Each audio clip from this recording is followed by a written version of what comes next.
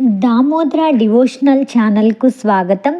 కార్తీక పురాణం 5వ రోజు పారాయణం. నిన్న అజామిళోపాఖ్యానంలో మనం చూసాం కదండి. అజామిళుడు చనిపోయిన తర్వాత యమదూతలు వచ్చారు.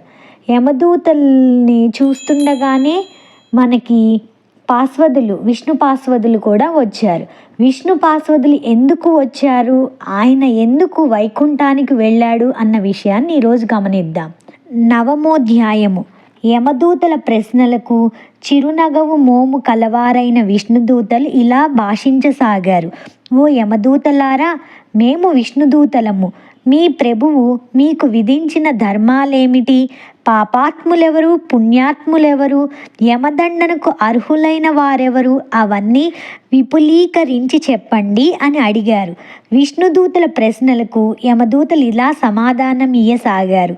సూర్య, చంద్రాగ్ని, వాయు, ఆకాశ, గోసంధ్యలు, దశ దిశ కాలాలు, వీనిని మానవుల యొక్క పాప పుణ్యాలకు సాక్ష్యాలుగా విచారించి వారిని మేము శిక్షిస్తాము అని చెప్పారు. దశ దిశలు అంటే 10 దిశలను అనుసరించి, గోసంధ్యలు అంటే మనకి 3 సంధ్య వేళలు ఉన్నాయి కదా, దాంట్లో ప్రాతకాలము, సాయంకాలము, ఇవి 2 ఇంపార్టెంట్ కదా, అవి అన్నమాట. ఓ విష్ణుదూతలారా, శ్రద్ధగా వినండి. వేద మార్గాన్ని విడిచిన స్వేచ్ఛాచారులు, సాధుజన బహిష్కృతులు యమదండార్హులు. బ్రాహ్మణుని, గురువుని, రోగిని పాదాలతో కొట్టేవాడు, తల్లిదండ్రులతో కలహరించేవాడు, అసత్యవాది, జంతుహింసకుడు, దానం చేసిన దానిని మరలా ఆశించేవాడు, డాంబికుడు, దయారహితుడు, పరభార్య సంగముడు, సొమ్ములను తీసుకొని పక్షాన్ని అవలంబించే వాళ్ళని, చేసిన దానాన్ని బయట పెట్టుకునే వానిని, మిత్రద్రోహిని, కృతజ్ఞులని, ఇతరుల పురుష సంతతిని చూసి ఏడ్చేవాడిని, కన్యాశుల్కాలతో జీవించేవాడిని. పురుష సంతతిని చూసి ఏడ్చేవాడిని అంటే వాళ్ళకి అబ్బాయి పుట్టారు మాకు లేరు అని ఏడ్చేవాళ్ళని. వాపి, కూప, తటాకాది నిర్మాణాలకి ఆటంకపరిచే వారిని, తల్లిదండ్రుల శ్రాద్ధ కర్మలను విడిచిన వానిని, కేవలం భోజనం గురించి ఆలోచించే వానిని, ఇతరులు చేసిన దానాన్ని నిరోధించే వానిని, నిత్యం స్నాన సంధ్యాదులను విడిచిన వానిని, బ్రాహ్మణ, అశ్వ, గోహత్య ఇత్యాది పాపయుక్తులైన వారందరూ కూడా యమలోకంలో మా చేత దండించబడుతూ ఉంటారు. ఇక ఈ అజామిళుడంటారా, వీడు చేయని పాపమంటూ లేదు. బ్రాహ్మణ జన్మమెత్తి దాసీ సంగమ లోలుడై చేయరాని పాపాలు చేసిన వీడు మీ విష్ణు లోకానికెలా అర్హుడు అని అడిగారు. యమదూతల సమాధాన్ని విని విష్ణు పార్షదులు ఇలా చెప్పసాగారు. ఓ యమదూతలారా, ఉత్తమ లోకార్హతకు కావలసిన పుణ్యాలు గురించి మేము చెప్పేది కూడా వినండి. ఏ కారణం వలన కానీ దుస్సంగమాన్ని వదిలి సత్సంగమంలో కలిసేవాడు, నిత్యము దైవ చింతనాపరుడు, స్నాన సంధ్య జప హోమ తత్పురుషుడు మీ యమలోక గమనానికి అర్హులు కారు. ఓ యమదూతలారా, అసూయారహితులై, జపాగ్నిహోత్ర నిర్వాహకులై, సర్వకర్మలను సగుణ బ్రహ్మార్పణం చేసేవారు, జలాన్ని, అన్నాన్ని, గోవులని దానం చేసేవారు, వృషోత్సర్జనాకర్తలు యమలోకాన్ని పొందేందుకు అనర్హులు. విద్యాదాత అంటే గురువులు, ఎవరైతే డబ్బుని ఆశించకుండా అంటే మనకి మంత్రోపదేశం చేసిన గురువులు అలాంటి వారు.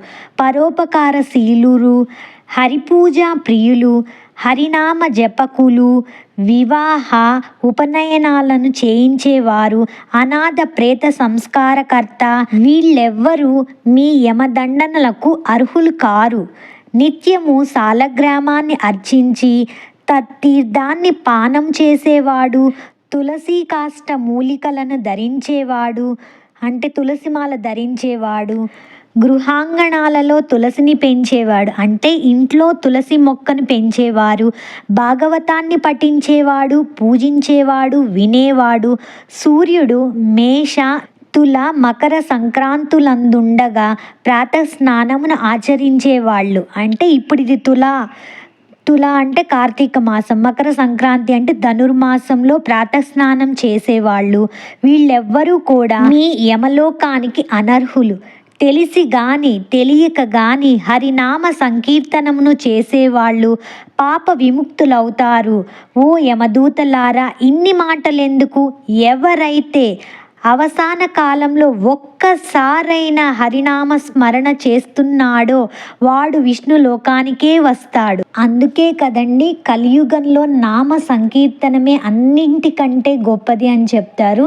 ఏదైనా తుమ్మొచ్చినా, దగ్గొచ్చినా, పడిపోయినప్పుడు అయ్యో అమ్మా అనకుండా ఈసారి శ్రీరామ, శ్రీకృష్ణ, పాండురంగ ఇట్లా ఏదో ఒకటి తుమ్మొచ్చినప్పుడు ఎక్స్క్యూజ్ మీ కాకుండా శ్రీరంగ ఇట్లా మనకి తెలిసిన దేవుడి పేరు, మనకి ఇష్టమైన దైవాన్ని అనుకోవడం అలవాటు చేసుకోవాలి. అదే కాకుండా మన పూర్వీకులు వాళ్ళ పిల్లలకి దైవనామాలనే ఎక్కువ పెట్టుకునేవాళ్ళు. రామ, కృష్ణ, కేశవనామాలను, సహస్రనామాల్లో ఏదో ఒక పేరును, ఆడవాళ్ళకైతే లక్ష్మీ సహస్రనామాల్లోని పేర్లని అలాగా పెట్టుకునేవాళ్ళు. అవి పెట్టుకోవడం వల్ల తెలియకుండా మనం దైవనామాన్ని పలికినట్లే. రామ రామ ఇటు రాయ్యా, లలిత ఇటు రామ్మ ఇట్లా పిలుస్తూ ఉండేవాళ్ళం. మనం తెలియకుండానే దైవ మార్గంలో నామ సంకీర్తనం చేస్తూ ఉండేవాళ్ళం అన్నమాట. ఇప్పటి కాలం జనరేషన్లో అది లేదు కదండి. ఇక నుంచైనా మనము దేవుని నామాన్ని యాడ్ చేసుకొని పిల్లల పేర్లు పెట్టుకోవడానికి ట్రై చేద్దాం. ఈ విధంగా సాగుతున్న యమ విష్ణుదూతల సంవాదాలన్నింటినీ వినిన అజామిళుడులోని జీవుడు తన శారీరక కృతదాసి సాంగత్యాది పాపాలను తలంచుకొని దుఃఖిస్తున్న జీవుడు స్పృహామయుడై అచ్చెరువొందాడు. ఇదేమి ఆశ్చర్యం! ఆ నల్లని కత్తులను ధరించిన యమదూతలు ఏమైపోయారు? నేనీ వైకుంఠంలో ఎలా ఉండగలిగాను? పూర్వజన్మ పుణ్యం కాకపోతే నా జిహ్వపై హరినామం ఎలా వచ్చింది? నాకీ వైకుంఠం ఎలా ప్రాప్తించింది అని తనలో తానే అనుకుంటూ హరిస్మరణను చేయసాగాడు. కాబట్టి రాజా, కేవల హరినామ స్మరణయే అంతటి ముక్తిప్రదమైనది కాగా హరి ప్రియంకరమైన కార్తీక వ్రతమును ఆచరిస్తే ఎంత పుణ్యం కలుగుతుందో ఊహించు అంటూ ఆపాడు విశిష్టుడు. నవమోధ్యాయ సమాప్త. దశమోధ్యాయము. జనక ఉవాచ. వశిష్ఠ, ఈ అజామిళుడు పూర్వజన్మలో ఎవరు? ఏ పాపం వలన ఇలా పుట్టాడు? విష్ణుదూతల మాటలకు యమదూతలు ఎందుకు ఊరుకున్నారు? వాళ్ళు యమునికి ఏమని వినిపించారు అని సవిస్తరంగా చెప్పమని కోరారు. వశిష్ఠ ఉవాచ. నీవడిగిన ప్రశ్నలన్నింటికీ ఒక క్రమంలో సమాధానాలు చెబుతాను విను. విష్ణు పార్షదుల చేత తిరస్కృతులైన యమదూతలు తమ ప్రభువైన యముని చేరి ఇలా చెప్పసాగారు. యమదూతల ఆరోపణము, యముని ఉపదేశము. అయ్యా, పాపాత్ముడును, దురాచరుడును, నిందిత కర్మాచరణ పరుడు అయిన అజామిళుణ్ణి ఎందలి జీవుణ్ణి తెచ్చే సమయంలో విష్ణుదూతలు మమ్మల్ని అడ్డగించి అతనిని మా నుంచి విడిపించి తమతో వైకుంఠానికి తీసుకొని వెళ్ళారు. వాళ్ళని ఎదిరించలేక మేమిలా రిక్తహస్తులమై వచ్చాము అని కింకర్లు చెప్పినదిని విని రవంత క్రోపోద్రిక్తుడైన సమవర్తి జ్ఞానదృష్టితో సమస్తాన్ని అవలోకించిన వాడై యముడు కింకరులతో ఇలా అన్నాడు. కింకరులారా, కించిదపి పుణ్య విహీనోపి అంటే అస్సలు కొంచెం కూడా పుణ్యం లేకపోయినప్పటికీ అజామిళుడనే పాపి అంత్యకాలాన హరినామస్మరణను చేయడం వలన సమస్త పాపములను నశింపజేసుకొని విష్ణుప్రియుడై విష్ణుదూతల చేత తీసుకొని పోబడ్డాడు.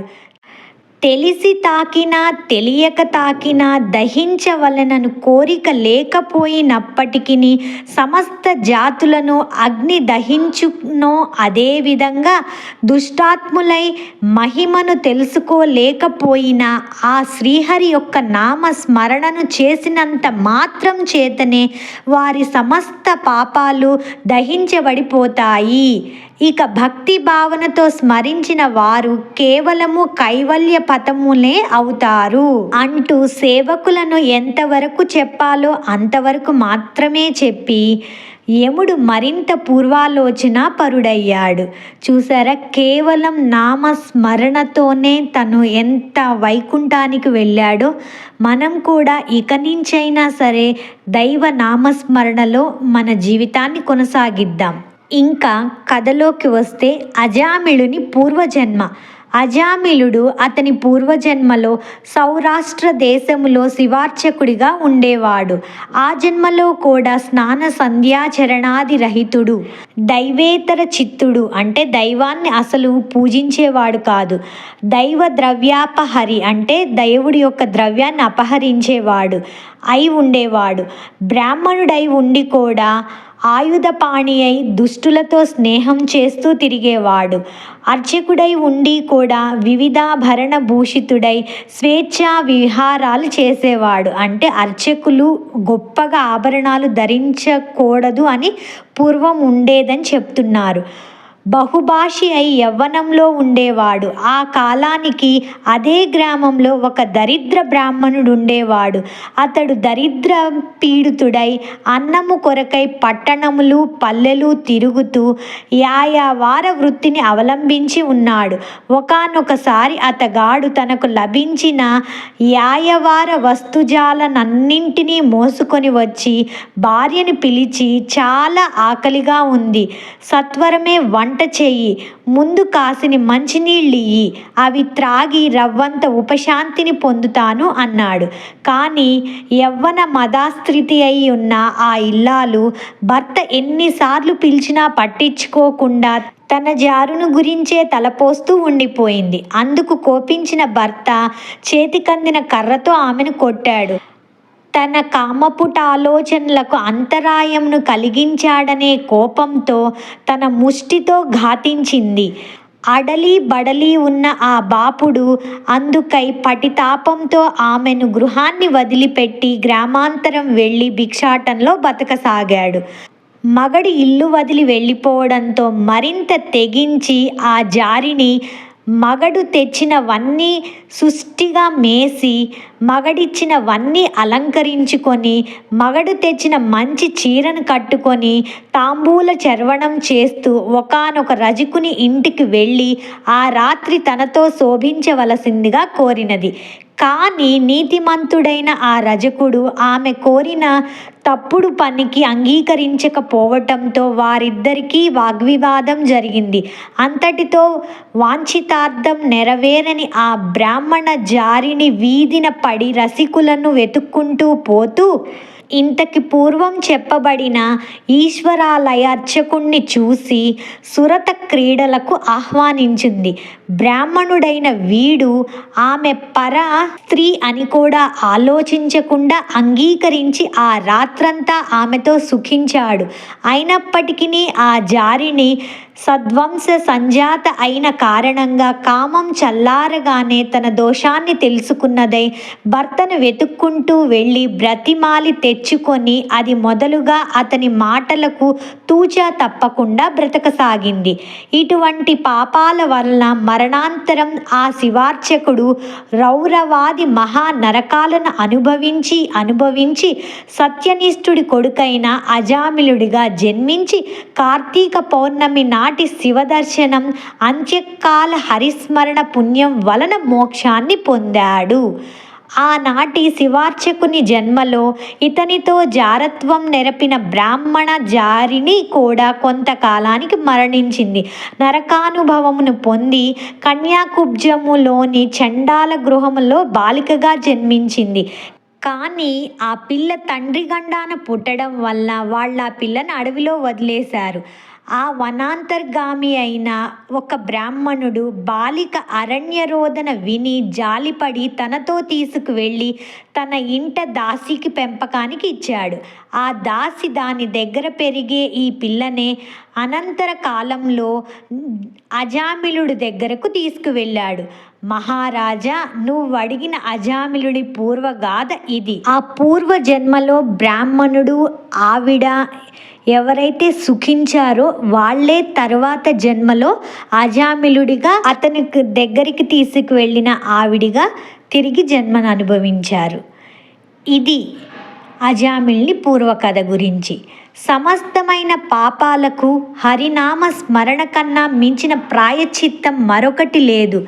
అది సాధ్యం కానప్పటికే ఇతరేతర ధర్మశాస్త్రాది ప్రోక్త ప్రాయశ్చిత్త కర్మలను ఆచరించవలసి ఉంటుంది. జనక నరపాల, ఎవరి జిహ్వ హరిని కీర్తించదో, ఎవరి మనస్సు హరిచరణాలను ఆశ్రయించదో, ఎవరి చెవులు శ్రీహరి సంకీర్తనలను ఆలకించవో వాళ్ళ పాపాలు ఏ విధంగానూ కూడా నశించే అవకాశం లేదు.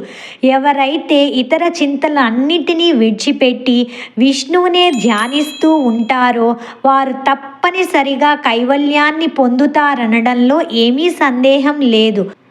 మోక్షాసక్తులకు మురహరి స్మరణ ఏ విధంగా సూక్ష్మ మార్గము, అదేవిధంగా కార్తీక ధర్మాచరణం అనే సూక్ష్మ మార్గం కూడా మహోత్కృష్ట పుణ్యప్రదాయిని అయి పాతకాలను పాలద్రోలుతుంది.